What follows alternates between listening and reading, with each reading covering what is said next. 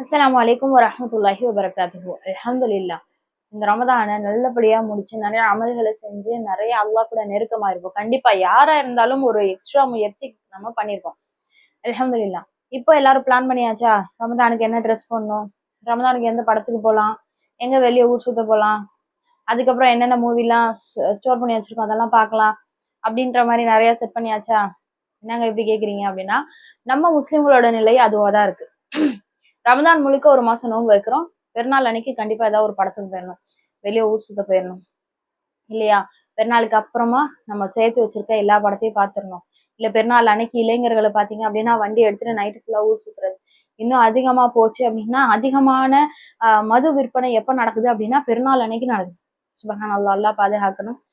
நம்ம வீட்டு நம்ம வீட்டு பிள்ளைங்க தானே போறாங்க, ஆண் மக்கள், கணவன்மார்களும் சரி, பிள்ளைகளும் சரி, இல்ல சகோதரனோ சரி, யாரோ ஒருத்தவங்க தான் அதுல ஈடுபடுறாங்க. அப்போ நம்ம இந்த இடத்துல இந்த கொஸ்டினை நம்ம கேட்டே ஆகணும். நம்ம ஒரு மாசமா ஃபுல்லா அல்லாவுக்காக ஒழிச்சிருக்கோமே, அதை ஒரே நாள்ல எப்படி ஸ்பாயில் பண்றது? அந்த ஒரு மாசம் ப்ராக்டிஸ் ஒரு சின்ன மாற்றத்தை கூட நமக்குள்ள ஏற்படுத்தலையா அப்படின்ற ஒரு கொஸ்டினை நம்ம எல்லாருமே கேட்கணும். சரி, இதெல்லாம் எக்ஸ்ட்ரீமுங்க, அதெல்லாம் நாங்க பண்றது இல்லைங்க அப்படின்னு சொன்னா கூட நம்மளோட உள்ளத்துல இது வரைக்கும் நம்ம எந்த அளவு கண்ட்ரோல்டா இருந்தோமோ அது கண்ட்ரோல் எல்லாமே பிச்சுட்டு போறதை நம்ம இன்னைக்கே ஃபீல் பண்ண முடியும். கடைசி நாளான இன்னைக்கே நமக்கு ஃபீல் ஆகும் என்ன அப்படின்னா, அவ்வளவுதான் முடிஞ்சிருச்சு ரமதான், முடிஞ்ச உடனே நம்ம என்னென்ன செய்யணும் அப்படின்றதுக்கெல்லாம் பிளான் பண்ண ஆரம்பிச்சிருக்கோம். அல்லாஹ் பாதுகாக்கணும். இந்த நிலையில எல்லாரும் சொல்லக்கூடிய அட்வைஸ் என்ன தெரியுமா? ஒரு மாசம் நம்ம ட்ரெயின் பண்ணியிருக்கோம், இதை வருஷம் ஃபுல்லா நீங்க கொண்டுட்டு வாங்க அப்படின்றதுதான். ஆனா நம்ம ஒரு நிலைமையில யோசிச்சு பார்க்கணும் என்ன அப்படின்னா, ஒரு மாசம் நம்ம என்ன பண்ணிட்டு இருந்தோம். இப்போ வந்து நியூ இயர் ரெசல்யூஷன்ஸ் எல்லாம் நிறைய எடுப்பாங்க. நியூ இயர் ரெசல்யூஷன் எடுத்தா இன்னைக்கு இருந்து நான் ஜிம்முக்கு போகணும், டயட் ஸ்டார்ட் பண்ணணும், வெயிட் லாஸ் பண்ணணும், அது பண்ணணும் இது பண்ணணும் அப்படின்னு சோசியல் நார்ம்ஸ் படி நம்ம வந்து சில விஷயங்களை உருவாக்குறோம். அதை 2 நாள் 3 நாள் ஃபாலோ பண்றோம், அப்படியே வந்து போயிருது அது. ஆனா இங்க ஒரு மாசம் ட்ரைனிங் பண்ணியிருக்கோம். ஒரு மாசமும் கெட்டதை பேசக்கூடாது, கெட்டதை பார்க்க கூடாது, கெட்ட விஷயங்களை ஈடுபடக்கூடாது, அல்லாவுக்கு முழுசா கட்டுப்பட்டு இருக்கணும், தொழுவணும், இபாதா செய்யணும், குரான் ஓதணும், இது எல்லாத்தையும் நல்லா கத்துட்டு இருக்கோம். கத்துட்ட உடனே அப்படியே ஒரு வாரத்துக்கு ரெஸ்ட். அப்புறம் அந்த ஒரு வருஷம் ஃபுல்லா ரெஸ்ட் ஆகி அடுத்த ரமதான் வரும்போது போன ரமதான் அப்படின்னு நம்ம ஞாபகப்படுத்தக்கூடியவங்களாக இருக்கும். அந்த மாதிரி இருக்கக்கூடாது, அல்லாஹ் பாதுகாக்கணும்.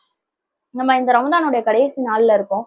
கண்டிப்பா எல்லாருடைய உள்ளத்துலயும் ஒரே ஒரு ஃபீல் ஆகும் என்ன அப்படின்னா, கண்ணை மூடி திறக்கிறதுக்குள்ள ரமதான் போயிருச்சு.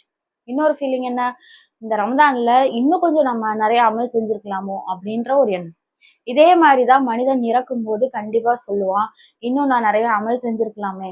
மனிதன் மறுமையில் எழுப்பப்படும் போது சொல்லுவான், இன்னும் நான் நிறைய அமல் செஞ்சிருக்கலாமே, நான் ரொம்ப கம்மியா பண்ணிட்டேனே அப்படின்னு. இந்த ரமதான்ல நம்ம எப்படி ஃபீல் பண்றோமோ அதே மாதிரிதான் உலகம் முடியும் போதும், நம்ம வாழ்க்கை முடியும் போதும் நம்ம ஃபீல் பண்ணுவோம். அப்ப நம்ம இன்னும் கூட நமக்கு டைம் இருக்கு. ஏன் தெரியுமா நான் அப்படி சொல்றேன்? நம்மளாம் அஸ்ருடைய காலம், நம்ம எல்லாருமே அந்த காலத்துடைய சமூகத்தினர். அல்லாஹ் அஸ்ர் அப்படின்னு சொல்லி நமக்கு ஒரு சூறாவே இருக்கிறா இல்லையா? பிஸ்மில்லாஹிர் ரஹ்மானிர் ரஹீம், வல் அஸ்ர் இன்னல் இன்சான லஃபீ குஸ்ர் இல்லல்லதீன ஆமனு வ அமிலு ஸாலிஹாத்தி வ தவாஸவ் பில் ஹக்கி வ தவாஸவ் பிஸ் ஸப்ர் அப்படின்னு சொல்லி நமக்கு ஒரு சூறாவே இருக்கிறான். அதை விளக்கும் போது ரசூல் ஸல்லல்லாஹு அலைஹி வஸல்லம் சொல்லி காட்டுறாங்க, நம்ம எல்லாருமே அஸ்ருடைய சமூகத்தார். அசர்னா அசருடைய நேரம். அசர்ல இருந்து மகரிபுடைய நேரம் எவ்வளவு ஷார்ட் ஆனது, ரொம்ப ரொம்ப ஷார்ட் தானே. இப்ப நம்ம நோன்பு வச்சிருந்தாலே தெரியும், காலையில இருந்து நமக்கு ரொம்ப கடினமா இருந்திருக்கும்.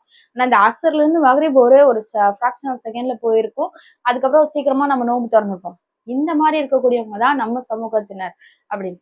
சோ அதனாலதான் இந்த சூறாவை கூட நமக்கு அல்லாஹ் இறக்கியிருக்கான். இதோட முக்கியத்துவம் என்ன தெரியுமா?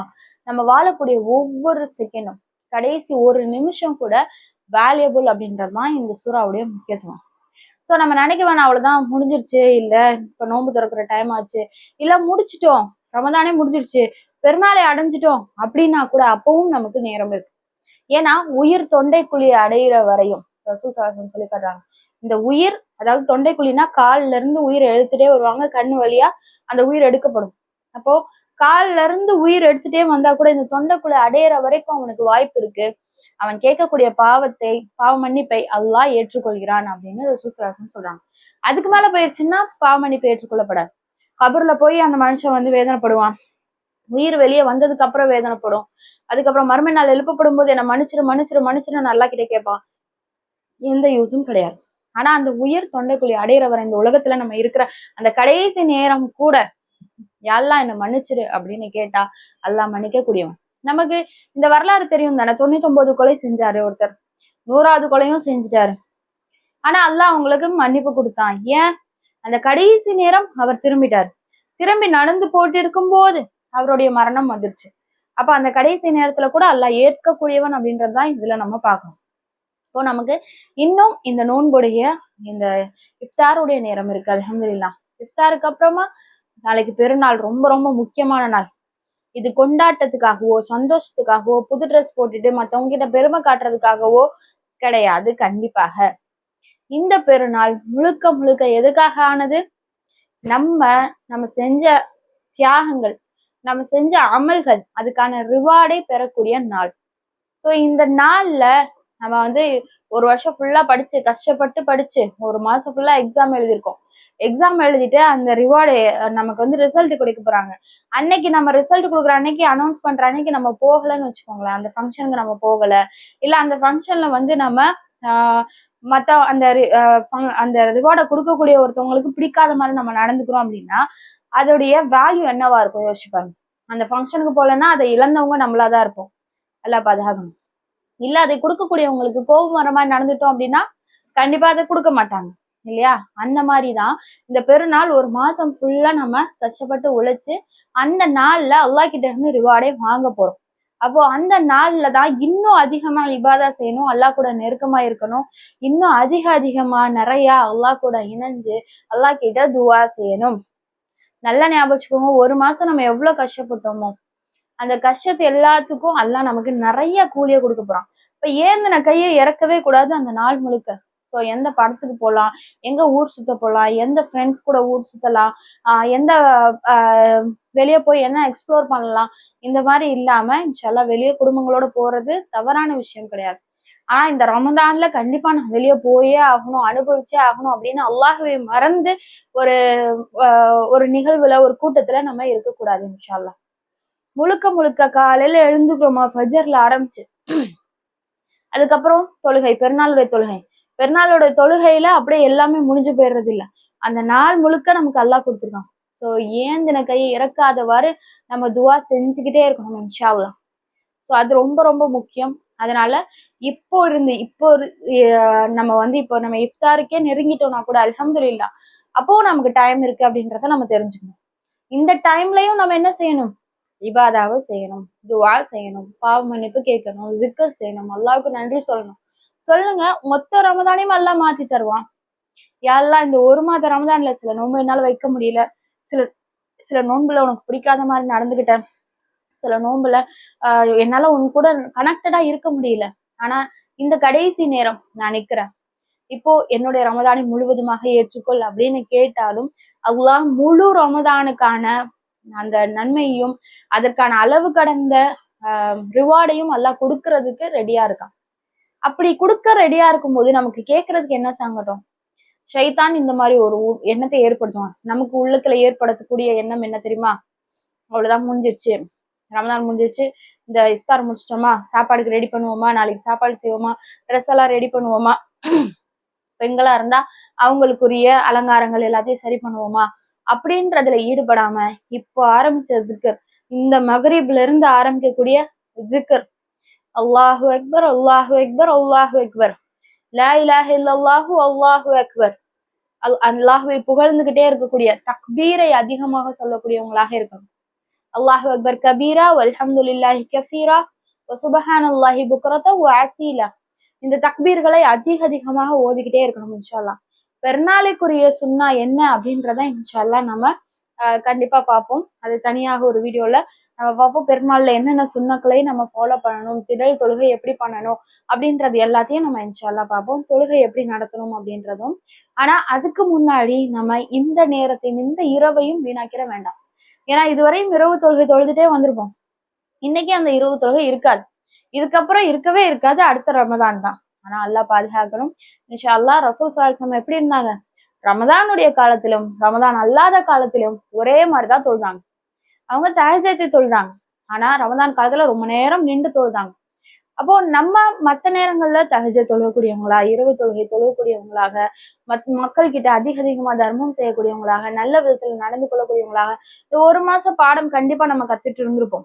நீங்க என்னுடைய வீடியோஸ் எல்லாம் முன்னாடி பார்த்துட்டே வந்தீங்கன்னா ஒரு ஒரு சின்ன மாற்றத்தை நம்ம ஏற்படுத்திட்டே இருந்திருப்போம். அந்த மாற்றம் நமக்கு கண்டினியூஸா தொடரணும். நம்ம பாடியில அடாப்ட் ஆயிருக்கும் அந்த மாற்றம். நம்மளா வாலண்டியரா அதை மாத்தாத வரைக்கும் அதுவே தொடரும் இன்ஷா அல்லாஹ். சோ அப்ப அதை தொடரக்கூடிய மக்களாக இருப்போம். ரமதான்ல நோன்பு வச்சிருக்க பொய் சொல்ல வேண்டாம்னு தோணுச்சா, இனிமேலும் அதே எண்ணத்தை உருவாக்குவ நம்ம பழகுவோம் இன்ஷா அல்லாஹ். ரமலான்ல முடிஞ்சுல, இப்பயும் நம்மளால பொய் சொல்லாம இருக்க முடியும் அப்படின்ற ஒரு எண்ணத்தை உருவாக்கும். அதே மாதிரி நமக்கு ஒரு ப்ரெஷர் இருக்கும் ரமதான்ல, பொருளாதார ரீதியாவோ மற்ற விஷயங்களோ வந்து நம்மளால ஃபோக்கஸ் பண்ண முடியல, இப்போ நம்ம அதை ஃபோக்கஸ் பண்ணி டேலி பண்ணணும் அப்படின்ற ப்ரெஷர் இருக்கும். ரமதான்ல நம்ம இந்த ஒரு நாள்ல பெருநாள்ல நம்ம கேட்கக்கூடிய துவா அடுத்த ஒரு வருஷத்துக்கும் அல்லாஹ் நமக்கு இலகுவாக்கி தருவான் இன்ஷா அல்லாஹ். லைலத்துல் கதிரை நம்ம அடைஞ்சு வந்திருக்கோம். ரமதான்ல நிறைய நம்மளோட பாவங்கள் மன்னிக்கப்பட்டிருக்கு. இப்ப அல்லாஹ்வுக்கு ரொம்ப நெருக்கமானவங்களா நம்ம இருப்போம் இன்ஷா அல்லாஹ். இந்த நேரத்துல அதிகமா துவாவை செய்யக்கூடியவங்களாக இருப்போம் இன்ஷா அல்லாஹ். சோ எனக்கு முடிஞ்சிருச்சு, எல்லாமே முடிஞ்சிருச்சு அப்படின்னு நினைக்க வேணாம். நம்ம மரணம் இன்னும் தொண்டைக்குழிய அடையல. அப்போ நம்ம இந்த உலகத்துல எதுவுமே முடியல. நமக்கு இன்னும் அசர் காலம் இருக்கு. சோ நஷ்டத்தை அடையாம இருக்கிறதுக்கு, ஹுசர்ல போகாம இருக்கிறது, அந்த ஒரு நேரத்தையும் நம்ம உபயோகிக்கக்கூடியவங்களாக இருப்போம். ஒரே ஒரு நிமிஷம் இல்ல ஒரே ஒரு செகண்ட் கிடைச்சா கூட அஸ்தக்ஃபிருல்லா நம்ம சொல்ல முடியும். அஸ்தக்ஃபிருல்லா சொல்றதுக்கு ஒரு செகண்ட் தானே ஆகும். அதே மாதிரி ஒவ்வொரு விஷயத்தையும் நம்ம நமக்கு இருக்கக்கூடிய நேரம் எல்லாத்தையும் அல்லாவுக்காக செலவழிப்போம். குறிப்பா இந்த நாளையும் சரி, இந்த நாள் இரவையும் சரி, அதை வந்து ஒரு மாசம் ஃபுல்லா நல்லபடியா இருந்து அந்த ஒரே இரவுல கெடுத்துறாம. ஏன் கெடுத்துறேன் அப்படின்னு சொல்றேன்னா, கூட்டங்கள் கூட ஆரம்பிப்போம், குடும்பங்கள் சேர ஆரம்பிப்போம், பேசாத விஷயங்கள் எல்லாத்தையும் பேச ஆரம்பிப்போம். அதனால அந்த நேரத்துல ரொம்ப ரொம்ப கவனமா இருந்து தக்பீர் சொல்ல ஆரம்பிப்போம், அல்லாஹ் கூட நெருக்கமாக ஆரம்பிப்போம். துவா கேட்டுட்டே இருங்க. நிக்கிறீங்களா, படுக்கிறீங்களா, உட்கார்ந்துருக்கீங்களா, சாப்பிடுறீங்களா, சமைக்கிறீங்களா, என்ன செஞ்சாலும் யா அல்லாஹ் இது கூட, அது கூட, அது கூட, இது கூட அல்லாஹ் கிட்ட கேட்டுக்கிட்டே இருங்க இன்ஷா அல்லாஹ். அல்லாஹ்வுக்கு நன்றி சொல்லிட்டே இருங்க, அல்லாஹ்வை புகழ்ந்துகிட்டே இருங்க. இதைதான் அல்லாஹ் நம்ம கிட்ட இருந்து எதிர்பார்க்கிறான். இதுதான் கொண்டாட்டம். உண்மையான சந்தோஷம் எது? அல்லாஹ்வுக்கு பிடிச்சமானவங்களா நம்ம மாறுறதுதான் நமக்கு கொண்டாட்டம். வேட்டு வெடிக்கிறதோ, அதுக்கப்புறம் நல்ல புது ட்ரெஸ் போட்டு அலங்காரம் பண்ணிக்கிறதோ, இல்ல குடும்பங்களா ஒண்ணு சேர்ந்து மற்றவங்கள பத்தி குறை பேசி அவதூறு பேசுறதோ கிடையாது அப்படின்றத நம்ம நல்லா புரிஞ்சுப்போம்.